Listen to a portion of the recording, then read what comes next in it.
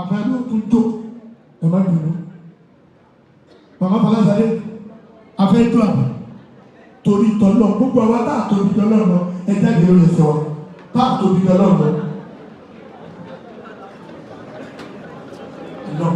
àṣìwò ní ìlú náà wọ́n sọ àwọn orí abẹ́lẹ́dìdì ẹ̀kútẹ̀ wọn láti Jésù ẹ̀mọ́ ní wọ́n bẹ́ẹ̀ jẹ́ àṣẹ ẹgbẹ́ wọn ní méjèèjì òkè ẹjá sọ pé Olúwo ṣe mú tó gbé Ládọjà lórí ipò bí Olúwo ṣe mú tó gbé Ládọjà lórí ipò Olúwa ìwọ náà ni ẹjá wa sí kábíyèsí ọmọ Fọláṣadé ní tó bẹ́ẹ̀ kí gbọ́mọ rẹ dìde ẹjá jókòó padà yé mi ní gbọ́mọ rẹ dìde tá ń bí mi màmá tó ẹ̀kẹ́ ní ìdíjẹ́ dìde o.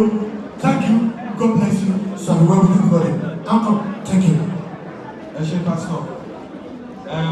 As we continue this Megapraise, you know we're at Megapraise as we usher in a new king, the 44th king of Ibadanland.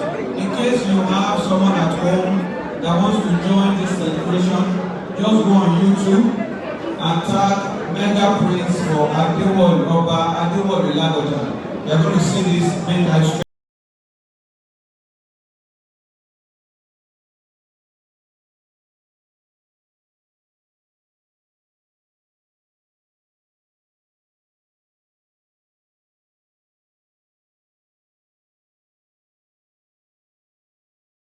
The person who's going to lead us in a season of praise. We're going to